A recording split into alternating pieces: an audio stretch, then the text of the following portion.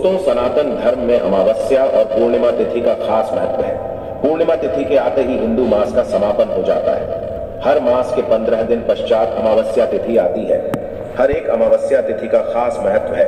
ऐसे ही भाद्रपद मास के कृष्ण पक्ष की अमावस्या को भाद्रपद अमावस्या या भादो अमावस्या कहा जाता है। इस दिन स्नान, दान और श्राद्ध करने से खास फलों की प्राप्ति होती है।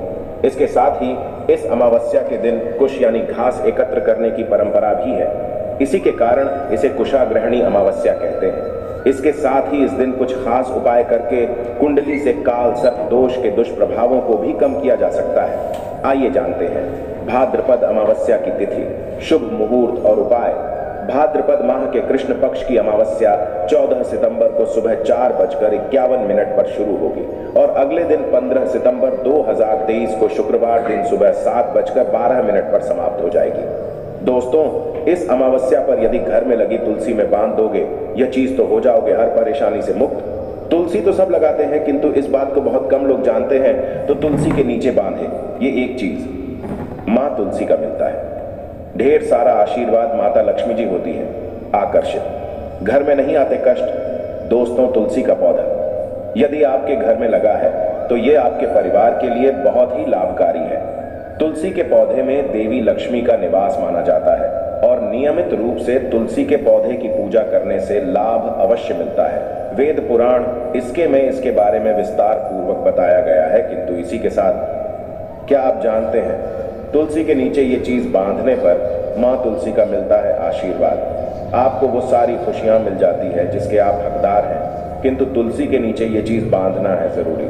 आगे बढ़ने से पहले आपसे रिक्वेस्ट करते हैं कि वीडियो को लाइक जरूर करिएगा, दोस्तों को शेयर कर दीजिएगा और यदि आपने अभी तक चैनल को सब्सक्राइब नहीं किया है तो चैनल को सब्सक्राइब करके बेल आइकॉन जरूर दबाएगा। दोस्तों कमेंट में लिखें जय माँ तुलसी, जय माँ लक्ष्मी। माँ की कृपा सदा आपके परिवार पर बनी रहे। दोस्तों, भारतवर्ष में ही नहीं संसार के लगभग अधिकांश देशों में तुलसी को पवित्रता की दृष्टि से देखा जाता है। अनेक औषधीयों गुणों से भरपूर तुलसी का धार्मिक महत्व भी है। अनेक धार्मिक अनुष्ठानों और तांत्रिक प्रयोगों में इसका उपयोग होता है। पुराणों में तुलसी को भगवान विष्णु की पत्नी होने का गौरव मिला। इसी कारण तुलसी जगत जननी भी है।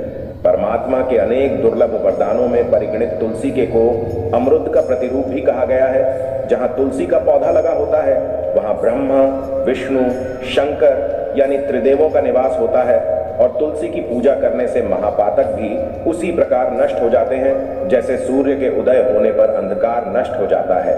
शास्त्रों के अनुसार जिन घरों में तुलसी का पौधा हरा भरा रहता है उस घर में सुख, शांति और समृद्धि बनी रहती है। भगवान की पूजा और प्रसाद में तुलसी का पत्ता होना सबसे जरूरी माना जाता है क्योंकि इसके बिना पूजा अपूर्ण मानी जाती है।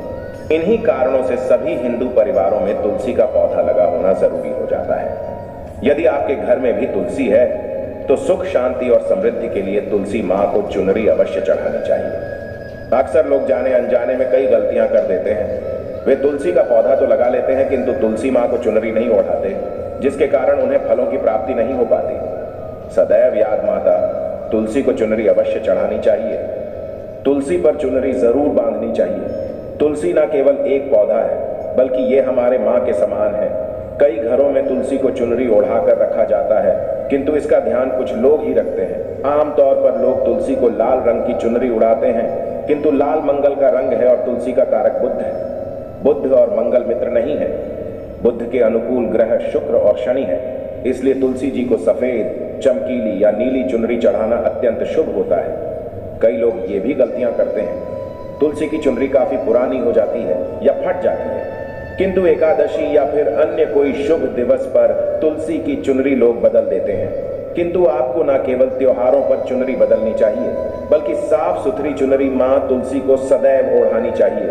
बगैर के माँ अच्छी नहीं लगती। तुलसी माँ नाराज होती है और आपको फलों की प्राप्ति नहीं हो पाती है।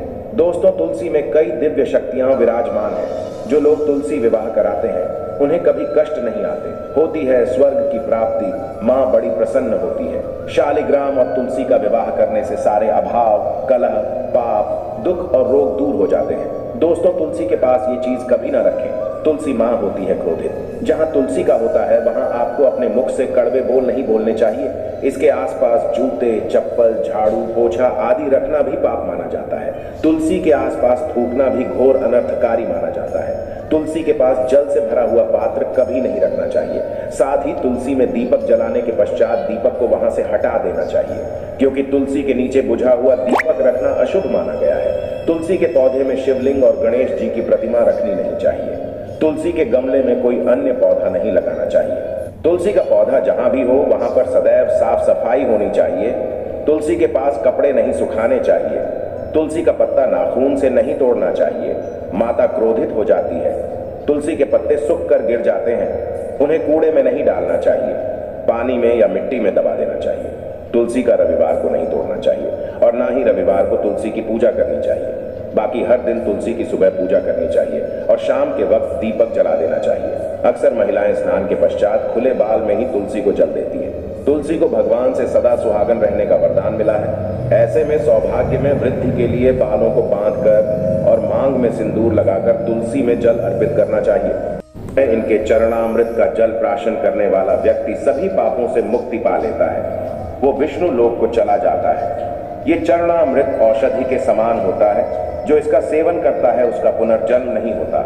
चरणामृत ग्रहण करने के पश्चात बहुत से लोग सिर पर से हाथ फेरते हैं, किंतु शास्त्रीय मतानुसार ऐसा नहीं करना चाहिए, इससे नकारात्मक प्रभाव पड़ता है। चरणामृत सदैव दाएं हाथ से लेना चाहिए और श्रद्धा भक्ति पूर्वक मन को शांत रखकर ग्रहण करना चाहिए। इससे चरणामृत अधिक लाभप्रद होता है। जिस घर में शालिग्राम का नित्य पूजन होता है उसमें बाधाएं अपने आप खत्म हो जाती हैं। यदि आप घर में असली शालिग्राम ले आए हैं किंतु उसकी ठीक से नियम से देखभाल नहीं कर पा रहे हैं तो इसका उल्टा प्रभाव देखने को मिलेगा। घर में सिर्फ एक ही शालिग्राम की पूजा करनी चाहिए। विष्णु की मूर्ति से कहीं ज्यादा उत्तम है शालिग्राम की पूजा करना। शालिग्राम पर चंदन लगाकर उसके ऊपर तुलसी का पत्ता रखा जाता है। प्रतिदिन शालिग्राम पंचामृत से स्नान कराया जाता है। जिस घर में शालिग्राम की पूजा होती है उस घर में लक्ष्मी का सदैव वास रहता है। शालिग्राम पूजन करने से अगले पिछले सभी जन्मों के पाप नष्ट हो जाते हैं। शालिग्राम सात्विकता का प्रतीक है। उनके पूजन में आचार विचार की शुद्धता का खास ध्यान रखा जाता है। आशा है कि आज की इस प्रस्तुति में बताई गई जानकारी आपको अच्छे से समझ आ गई होगी। वीडियो अच्छा लगा हो तो एक लाइक अवश्य कर दें।